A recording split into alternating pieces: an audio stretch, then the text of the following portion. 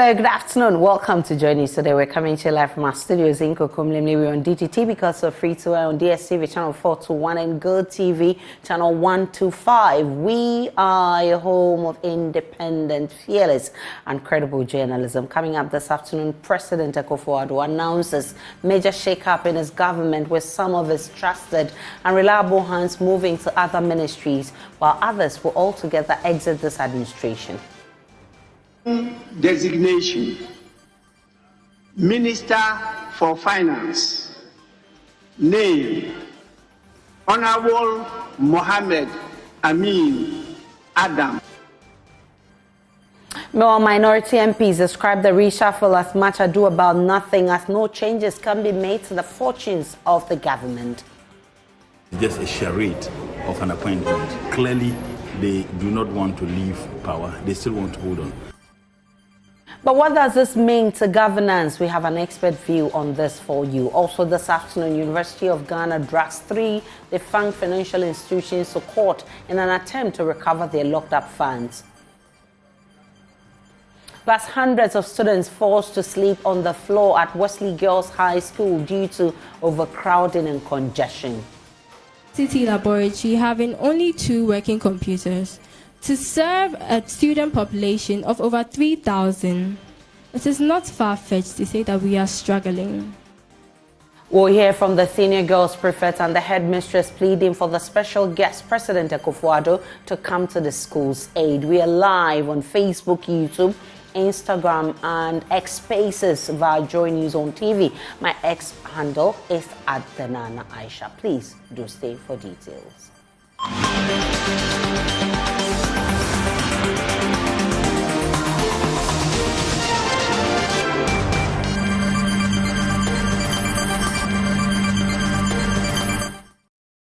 President Akufo-Addo has announced a major shake-up in his government today. This marks President Akufo-Addo's major ministerial reshuffle since assuming office in January 2017. This reshuffle comes barely 10 months to the 2024 polls. There's been intense pressure on the president to reshuffle his appointees and also cut down on expenditure to redeem the failing economy. Speaker of Parliament Alban Bagbin, after reading the president's letter to the House, referred it to the Appointments Committee. Listen.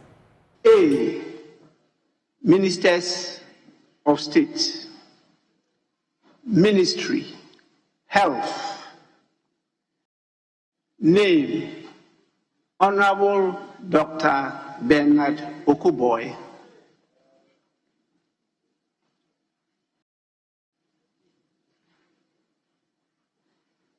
Ministry: Environment, Science, Technology and Innovation. Honorable Ophelia Mensah Hayford, MP. Ministry: Information. Miss Fatimatu Abubakar. Ministry: Gender, Children and Social Protection. Honorable Dakwa Newman, MP. Ministry: Local Government, Decentralization and Rural Development. Honorable Martin Ajay Mensah Kosa, MP.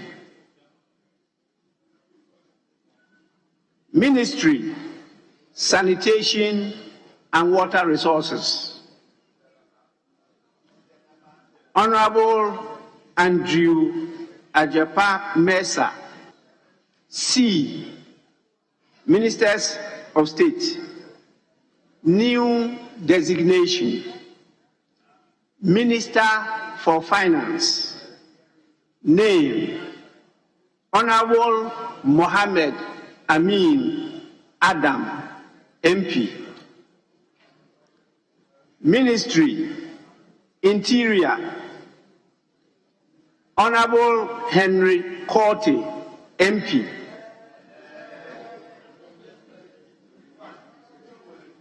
Minister for Roads and Highways. Honorable Francis Asensu-Boakye, MP. Minister for Works and Housing, Honorable Kojo Nkrumah, MP. Minister of State, Office of the President, Honorable Ambrose Derry, MP. That is the Speaker of Parliament announcing the list of ministers who have been reshuffled. We have that list for you. I'll run through a few of them for you. Honorable Dr. Bernard Okobo is going to the Health Ministry. Ophelia Mensah-Hayford is going to the Environment, Science, Technology and Innovation Ministry. Fatima Abubakar to the Information Minister, to the Information Ministry. They are all ministers of state designates. Dakwa Newman to Gender, Children and Social Protection. Martin J. Kosa, Local Government Decentralization and Rural Development. Andrea Japamesa to Tourism and Culture. Lydia Sarah Malasan to Sanitation and Water Resources. You have Titus Glover heading to the Accra region, Greater Accra region, and Daniel Machato, who is going to Uti region. And you have information where Sylvester Tete will be going, Local Government Decentralization and Rural Development. They are deputies. Vincent Ekwasefwa is going there. Communications and Digitalization, you have Charles Echampon, who's also going to deputize in that ministry. There's a host of MPs who are also who have also been reassigned. Adelaide team is going to Health. Alexander Kwesi Akwa is going to Health. Prince Hamidu Ama is also going to Health. They're all going to deputize. Musa Abdulaziz is going to Fisheries and Aquaculture. Akwesi Kunedu is going to Lands and Natural Resources. John Kwabna Sani and Collins Adomako Mensah are going to Energy. Education, you have Kingsley Nyako.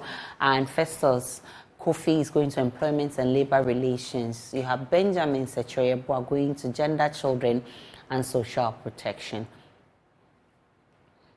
Meanwhile, the minority MPs have described the reshuffle as much ado about nothing, as no changes can be made to the fortunes of the government in the last year of President Akufo-Addo's government.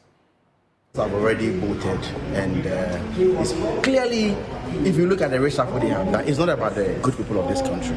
It's about elections. If you could see through it carefully, you realize that those who have lost elections will get away, to give way to those who have won primaries to go and contest the elections, just to enhance their chances in their constituencies.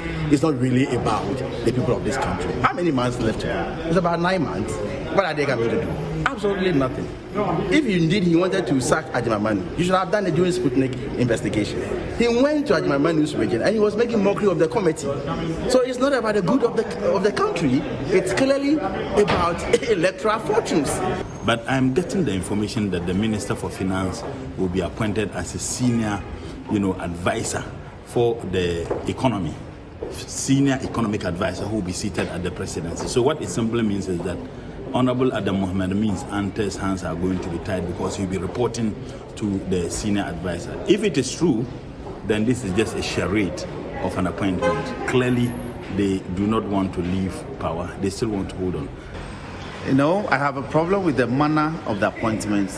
The president issues a statement and says that some number of ministers have exited his government and that he was full of gratitude to them. Then from among those number, the president says that he was reassigning some. It's a very strange thing to do.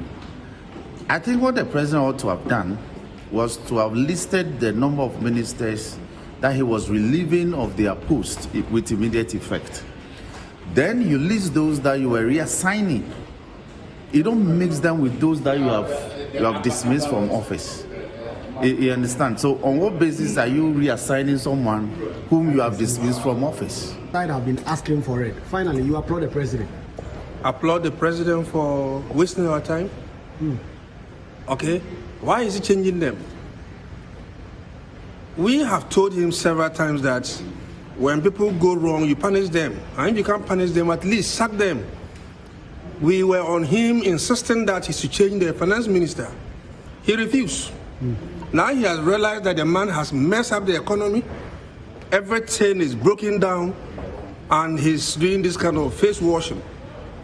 Individually, some of the people that he has appointed are good people, but it's too late. They have less than a year. Let's even say that we are able to fast track their approvals. They're going to start in somewhere March, thereabouts. What will a reshuffle then mean to fixing the country's economy? Is it too little, too late? Let's get on Zoom and speak with Dr. Kojo Sante. He's Director for Advocacy and Policy Engagement at the Center for Democratic Development, Ghana. Grateful for your time, Dr. Asante. Is it too late to have ministers reshuffled 10 months into the end of President Akufo-Addo's term? Well, I think and good afternoon to your viewers. I think in the case of President Akufo-Addo, it's first of all a rarity. I mean, we are getting a first proper reshuffle. I mean, almost the entire 2 terms of his regime. I think apart from Mr. Jako, who was sacked, and then the deputy minister was also sacked, and a couple of reassignments. We haven't really had a reshuffle for the entire period. Most people have been kept in spite of different assessments of their performance. So the fact that we are getting a reshuffle itself is a novelty.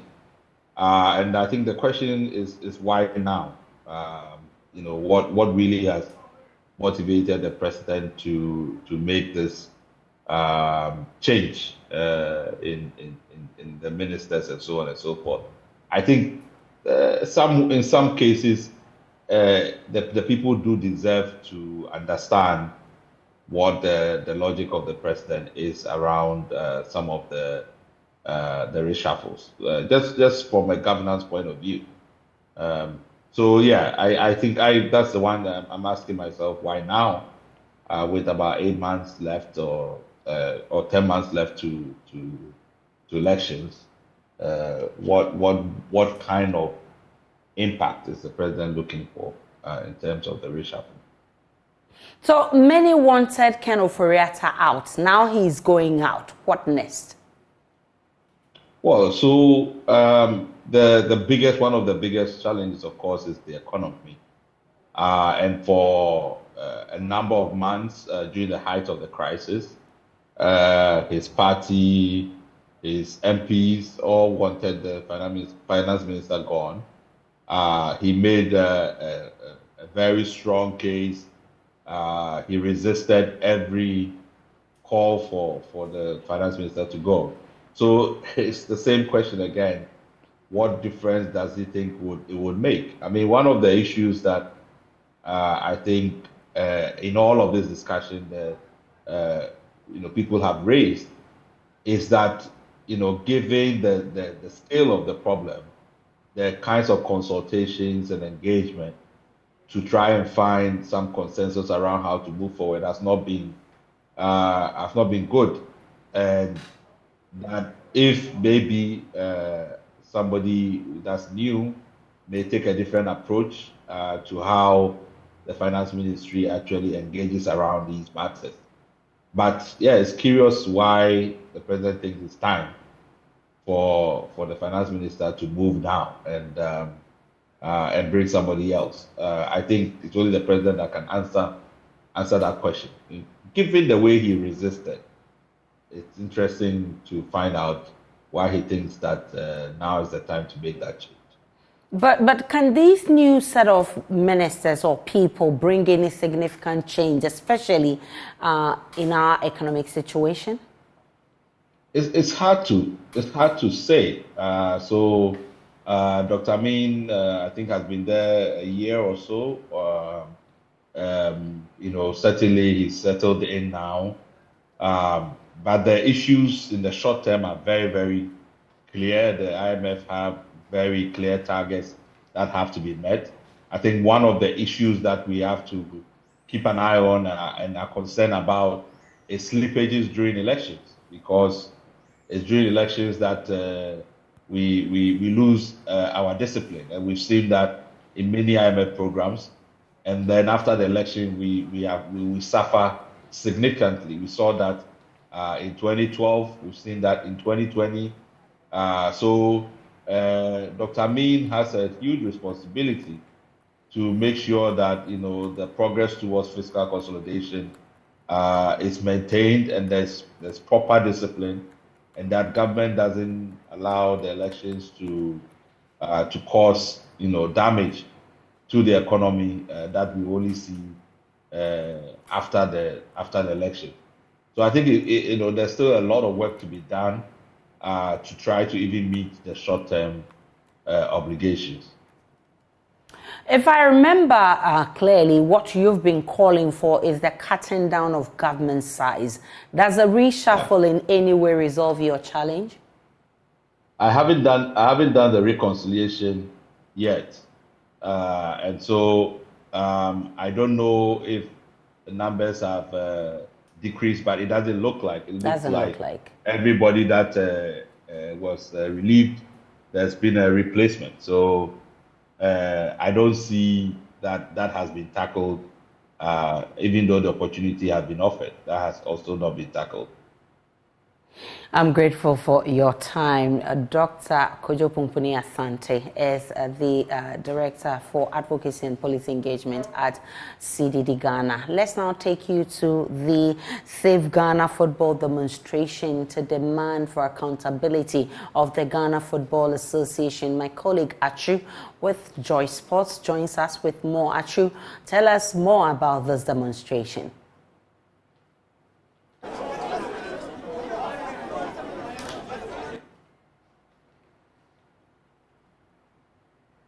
The conveners of the Save Ghana, where Ghanaians have shared their views on what they believe to be the maladministration of Ghana football.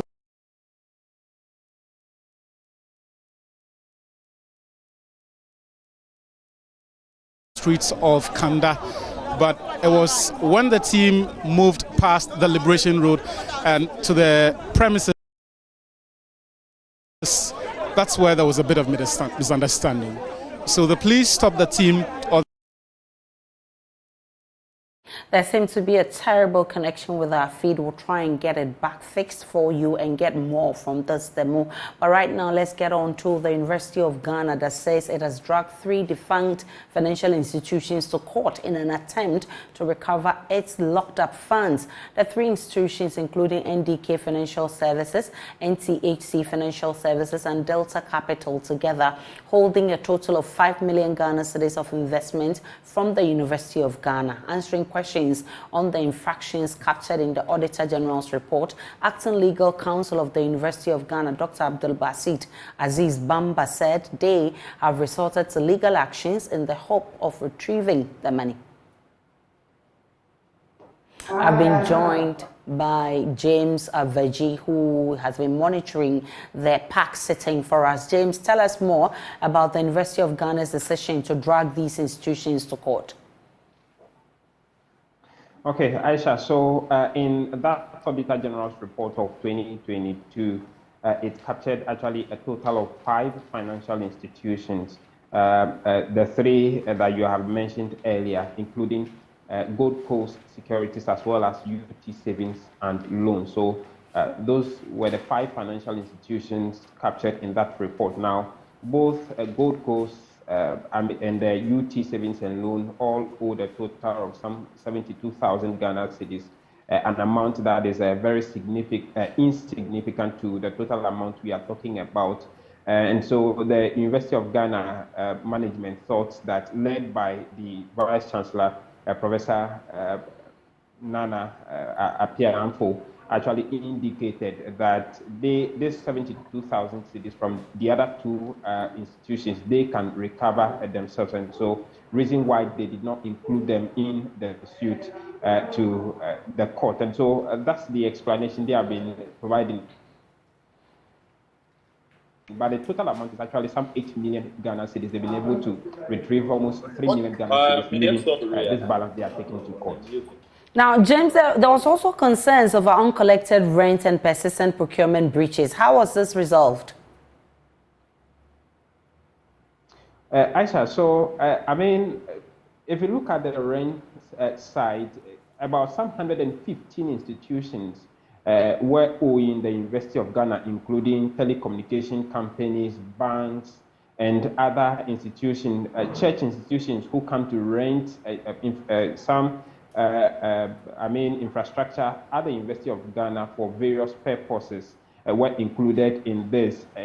The rentals were in both cedis and dollars. For instance, if you look at the CD component, they owed the UG about some 1.68 million Ghana cedis. The investor said they've been able to recover over 500,000 cedis of this. That was confirmed by the auditors. The dollar value, the dollar rentals went up to about some $2.7 million. They've recovered some $1.3 million out of it, leaving about some $1.4 million to be recovered. And so that was the issue. Most intriguing was that of the General Legal Counsel, who in that debt owed some $128,000 to the University of Ghana. The promise is that the indication from the University of Ghana is that it is quite difficult to get this rent from these institutions, most of them who are still using the spaces they occupy. So it's like they pay, by the time they finish paying, they had incurred another debt which has been carried forward and they will pay later. So that has been the back and forth, but their promise is that they will recover all of this money. The banks, they say, have all cleared their debts except the telcos, those who take places for food and other institutions that come in to rent the space for their program. So that has been the issue. The resolving is that they will collect all of this moving forward. James Aveji is our man monitoring the park sittings for us. There's more we'll be bringing your way in our subsequent bulletins. Now from Accra, let's head to the Ashanti region because some aggrieved chiefs and people of Asante Achemagogo have staged a protest against the government and the National Communications Authority for the closure of a popular community radio station, Salt FM. On Tuesday, February 6, the NCA besieged the premises of the radio station with security officers to shut down the station over the non-renewal of its authorization license. Some residents believe this is part of attempts to stop Ohiniba Kwame Frimpong, owner of the radio station, from contesting as an independent candidate in 2024 parliamentary elections. This has led to an easy calm in the community as protesters call for the immediate reopening of the station. Nana Boachi Adam joins us live from that area with more. Nana, tell us what is happening in the Agogo community this afternoon. Well, this afternoon, some aggrieved residents alongside chiefs of the Asante North constituency have staged a protest against the National Communications Authority and government over the shutdown of the popular radio station Salt FM. It is exactly 1 week yesterday since the NCA shut down the radio station over the non-renewal of its licenses.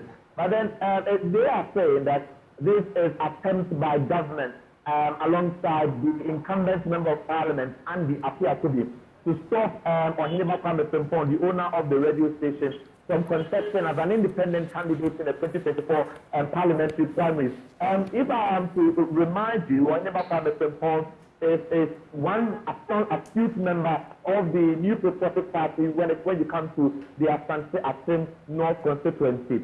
But then, due to some technicalities he believes are on right in the constituency, he decided to contest as an independent candidate. And so, from the moment he decided to hold a health walk to declare his intention to contest as an independent candidate, to the moment where he also opened his radio station to publicly declare his intent to contest as an independent candidate, there have been several attempts to stop him from whatever he wants to do. And so some residents believe that this is a deliberate attempt by government to intimidate Ohiniba Kwame Frimpong from contesting as an independent candidate. Hence the need for them to stage a protest this very morning to demand the reopening, the immediate reopening of the radio station. Have you been able to speak with the management of Salt FM?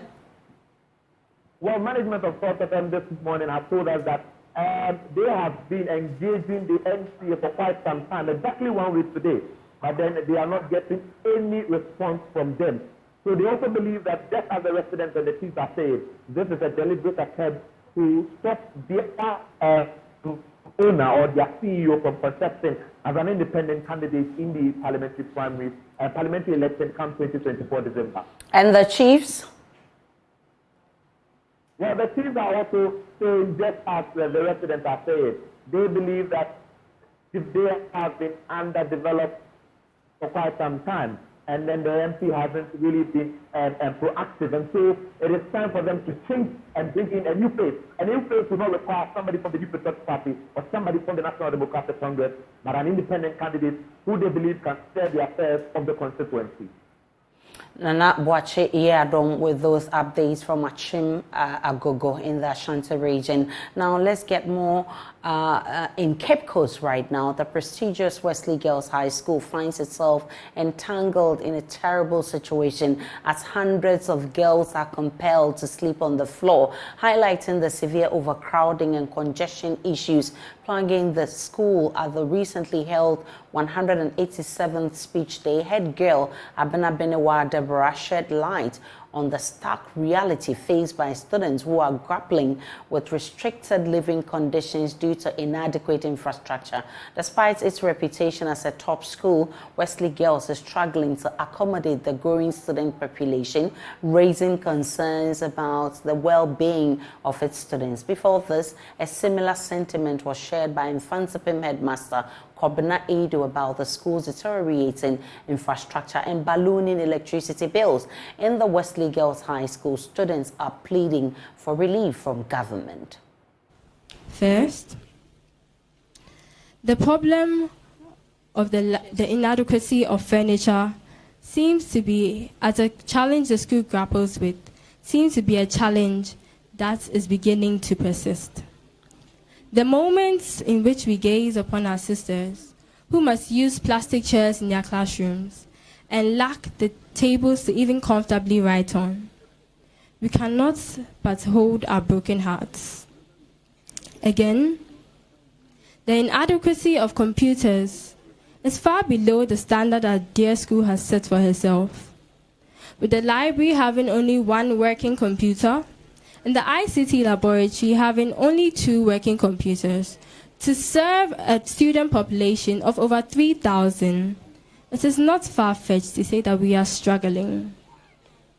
Finally, overcrowding seems to be a problem trying to develop tough skin in every corner of our dear school. Even with the introduction of a new house, hundreds of girls are seen sleeping on the floor. This problem also pushes us to eat our meals in 2 batches. And even with that, the dining hall seems to be overflowing during meal times, causing unbelievable congestion. We saw the efforts made to provide an extension to the dining hall, and we truly do appreciate them. But after a year of steady progress in the building of our extension suddenly came to a halt. Headmistress Jeanette Ruby Thiame indicated despite consistent help from old students, the school continues to reel from varying challenges. Wesley Girls High School Cape Coast looks beautiful and appears to be well endowed in terms of facilities. Meanwhile, all that glitters, they say, is not gold. Under the cloak of outward beauty lie a grave bed of dire needs. I'll mention just a few. The new assembly hall, Your Honor, needs to be completed. Your Honor, Your Excellency, I believe that after everything you would move up and then have the new science block commissioned. You will see certain things for yourself, but I'll just raise the curtain. And that is, we simply need a proper facelift for our road network. Instead of patchworks, Wesley Girls High School deserves a befitting asphalted road network. Let's now turn our attention to Tamale, where there's an acute water shortage in that region. The situation is forcing residents to resort to diverse means of getting water. The Ghana Water Company says it's working around the clock to ensure that the challenge is tackled. Listen to MP for Tamale South, Haruna Idrisa, make a case in Parliament Tuesday.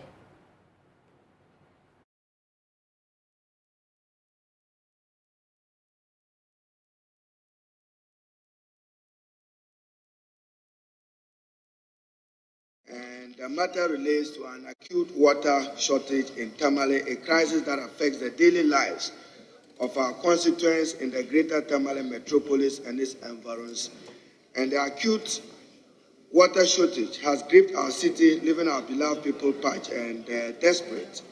Mr. Speaker, that has occasioned some immense hardship and impacting negatively on every aspect of life in the Tamale city, whether from Buchatua, Kudula, through Lameshegu, through Sanaragu, through Kobremagu, Kuku, or whether through Kotonle, or Pansi, or Sakasaka, or Sognail, or Sabonjira, the problem remains the same.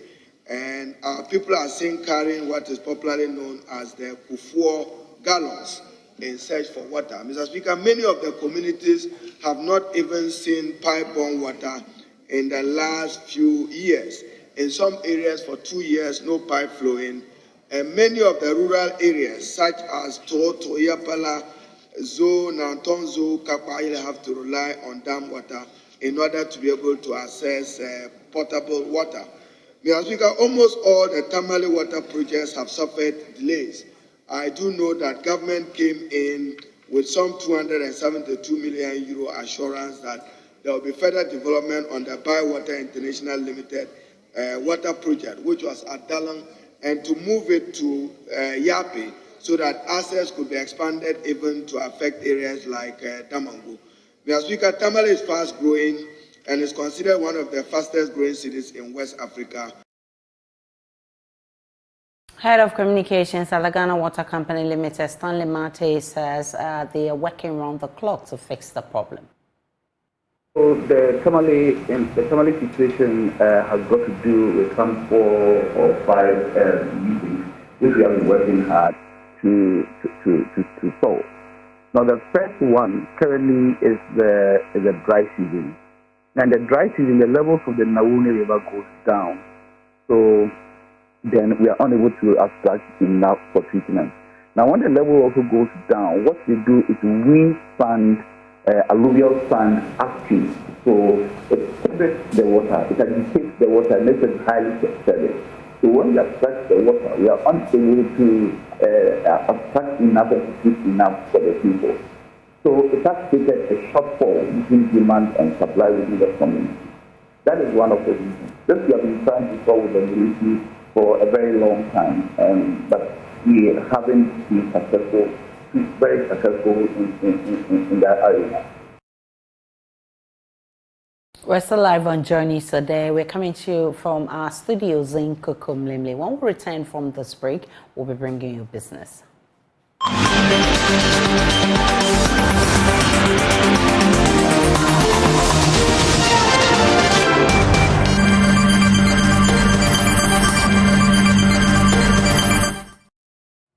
Welcome. Let's do some business stories with me, Emma Davis. The Minister of State at the Finance Ministry, Dr. Mohamed Amin Adam, has been nominated by President Akufo-Addo as a new finance minister. He takes over from Ken Ofori-Atta, who served in office for 7 years. The announcement was captured in latest ministerial reshuffle by President Akufo-Addo.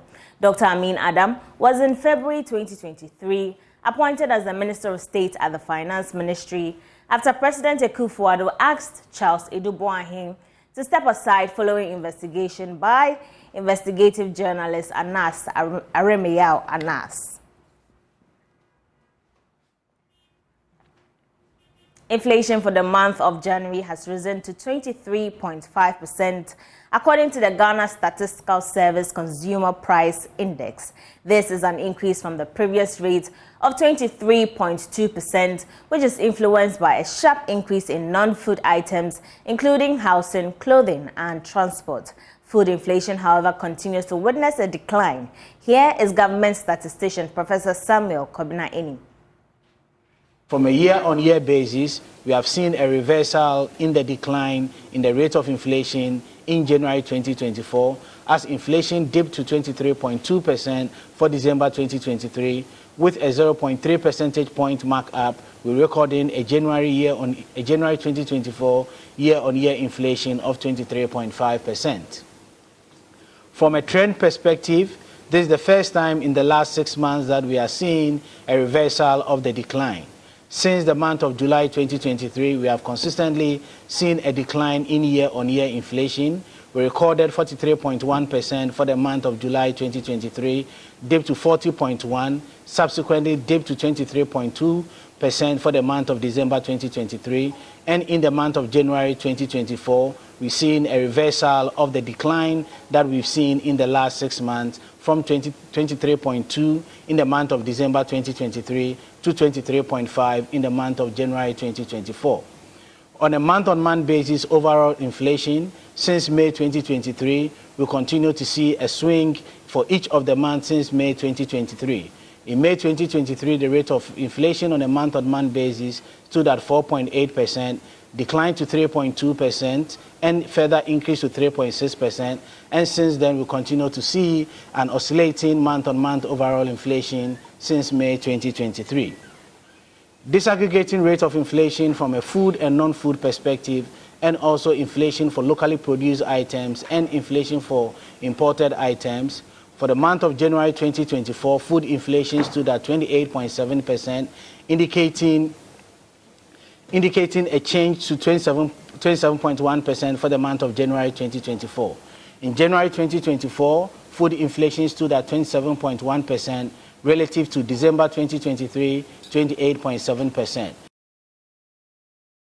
The Social Security and National Insurance Trust has donated 1 million Ghana cedis to the Pensioners Medical Scheme to shore up medical support to pensioners under the scheme. According to the Director General of SNIT, Dr. John Ofori-Tenkrine, the donation forms part of the scheme's commitment to ensure the complete well-being of pensioners in the country. More in this report. Pensioners Medical Scheme was created by the National Pensioners Association to provide medical support to members with ease. In 2018 and 2019, SNIT presented amounts of 300,000 and 500,000 Ghana cedis respectively to support the Pensioners Medical Scheme. In an interview, Director General of the Social Security and National Insurance Trust, Dr. John Ofori-Tenkrine, said the donation demonstrates the scheme's commitment to ensuring the well-being of pensioners. In 2018, the Board of Trustees, upon recommendation of management, approved a donation of 300,000 Ghana cedis to support the PMS, and we gave another 500,000 Ghana cedis in 2019 to support the PMS. 2020, COVID came, 2021, and there we even found another way to support them through the donation of pickup and vehicles, and also the continuous support we offered to them by granting them offices and places, meeting places in our buildings. We've renovated those buildings over the years to make sure that they are comfortable. Today we've given this 1 million Ghana cedis yet as a token to shore up the PMS, and I'm glad that today we at least have heard 2 testimonies from beneficiaries of the program to attest to the fact that it is working and it plays a very important role in their lives. General Secretary of the National Pensioners Association, Stephen Boache, said the donation was timely and would be used for its intended purpose. I said I deem it as a merciful donation because most of our people are all going to the grave. I can tell you, through these cancers, cervical, breast, prostate, and others. We have people who have been on this prostate for some years who are suffering, and we are saying that this donation is very, very timely. May God richly bless you. Indeed, we are at a loss for ways to express how happy and grateful we are to the donors, that the Senate and others, and the passion they have exhibited in supporting this endeavor. SNET intends to pay over 7 billion Ghana cedis in pension benefit this year. That'll be all for business. My name is Emma Davis. For more business news, do log on to myjoyonline.com. Have a good afternoon.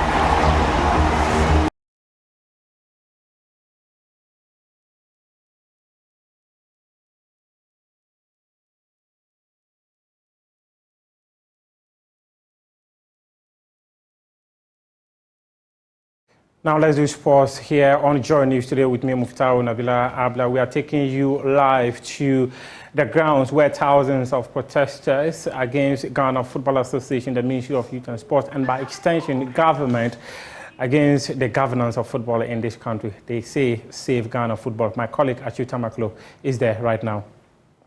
And Gary, you have also spoken to some of the conveners and even the demonstrators here about what happened and the change of plans. What have you picked up? Well, there was a change of plans, unannounced change of plans, and I'm not exactly sure why protesters got to, or the demonstrators got to the Starlet 91 road around that side. The police asked them to, divert and change direction. So they convened here at the Independence Square, and they're waiting for the Deputy Sports Minister to come so that they can present the petition to him, and that's it really. Right. So Sadiq Adams, Nana Okese, Patrick Osei-Agyeman, and the rest of the conveners are currently in Parliament. Yes. Where what happened was Sadiq and Veronica Komi went to Parliament. Also with Patrick Osei-Agyeman, Countryman Songo, Nana Okese also went to Parliament. So we are waiting for them to come, and then the petition will be presented. I'm not exactly sure why they went to Parliament, but yeah. That was the communication from the police officers on duty. Yes, that's what we're told, that they were needed in Parliament, and so they took them to Parliament. I'm not exactly sure why. So we're told a delegation from the Sports Ministry and the NSA are coming here. Yes. So who's coming? The Sports Ministry, when the Deputy Sports Minister came out, and apparently the police commander also thought that Sadiq and the others were going to present the petition there. So there was a bit of miscommunication from the powers that be. We don't know why, but I'm sure it will be all sorted out and the petition will be presented. Yes. NS Bobier, the Deputy Sports Minister, is the one coming to receive the petition. Yes, he's around actually. He's around. All right. So, in a summary, to summarize things here, the original plan for us to go to the Ghana Football Association headquarters, then to Parliament House, and finally the Sports Ministry has been scrapped. The conveners have been informed by an intel from the Regional Police Command that they go to the Parliament House. So Veronica Komi, Sadiq Adams, and the rest of them have gone there. And now we're being told that the Deputy Sports Minister is coming here to receive the petition from the conveners. Some of the protesters have stayed here, and you can see besides me the placards that has or bears the inscriptions of what people think about the Ghana Football Association and generally the state of football in the country. Black Stars is not cash out avenue for GFA. This one says, small African countries are projecting football. You are here forming committees, which is very instructive. And then there is Ghana Premier League message there. Ghana Premier League deserves better. Football is not Black Stars. The message is clear from the thousands who have left their jobs on this Wednesday, a working day, to come here under the scorching sun, march for 2 hours and tell the establishment of Ghana football that we deserve better. My colleague Achu Tamaklo there with the details of what is happening as thousands of football fans march on the streets saying they need to save Ghana football. We'll have details of that in our subsequent bulletins. The news continues right after this.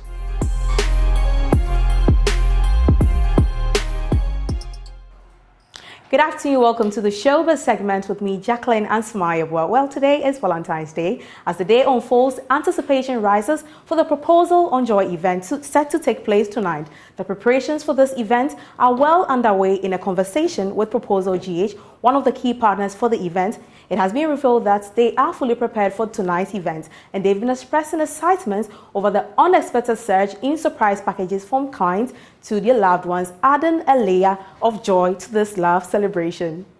It's Valentine's Day, and it's officially the day for the Proposal on Joy event. Well, I'm right here at the Labadi Beach Hotel, sponsors for the event, and preparation is still underway. But then a lot of people have been surprising partners, loved ones, and friends. I'm here with Proposal Ghana, the CEO is right here with me, Sandra, to tell me more about how the day is going. But first of all, how is Proposal on Joy looking like for today? How so far? It's looking promising, as in we are all set and then about to blow your minds. So people should just keep quiet and watch. Okay, you know, it's about to blow our minds for me. So I see a lot of flowers. I don't really want to spoil the surprise, but how long do you think it would take for you to be done with all these? Oh, by 4 p.m. the setup should be done. Yeah, by 4 p.m. we hand over the setup to Joy FM to start the program. Great. Yeah. All right. Now, you've been overwhelmed with a lot of orders. Can you tell me more about it? Today, for instance, being Valentine's Day, how is it going so far? Today has been very tiring already. There's a lot of surprises going on. People are surprising their loved ones. We have like 4 other proposals going on at the same time, so you can imagine. Oh, 4 other proposals at the same time. That is apart from Proposal on Joy. Yes. Really? 4 other people? Even at Labadi Beach, Laboma Beach, and some other places too. People are actually proposing. Yes. What about people trying to surprise their loved ones? Yes. So my team started like around 7 a.m. Yeah, to surprise people from house to house, offices, and they are still on the way. And these are people who actually called you to surprise their partners. Loved ones, yes. So we had packages going out. They chose it, and then the team set off since morning. I'm sure by 4 p.m. they'll be done, and then they'll join us here. Okay. No one actually called you to surprise me. Maybe it's coming. Okay, but Valentine, what does a Valentine actually mean to you? Okay, I think it's just a season to celebrate people you love and also to show love to other people. Yeah, it's all about love. That's our theme. That's your theme, all right. So I've been speaking to Sandra, and just as she said, we should be in for a surprise this evening. I don't want to spoil the surprise, but stay tuned for more on Joy News, Joy FM, Joy Prime. Reporting for Joy News, I am Jacqueline Ansama Yeboah. Well, that is happening tonight. Now, some days ago, High Life sensation Kojo Jr. announced the unfortunate cancellation of his highly awaited 2024 Shades of Love concert, an annual celebration on February 14th in honor of Valentine's Day that has won affection of music enthusiasts. However, Kojo has now treated his fans to a new musical experience by releasing visuals for his song Esitre with Sarkodie. Well, that's all for the show this segment. Aisha, I hope I'm seeing you tonight at the proposal. Happy Valentine, lady in red. Where's my chocolate? You definitely get it. Okay. Viewers, you are my witness. That's how we wrap up the bulletin this afternoon. My name is Aisha Ibrahim. Log on to mytonline.com. There's more of the news and updates of all the developing stories. So enjoy the rest of our programs.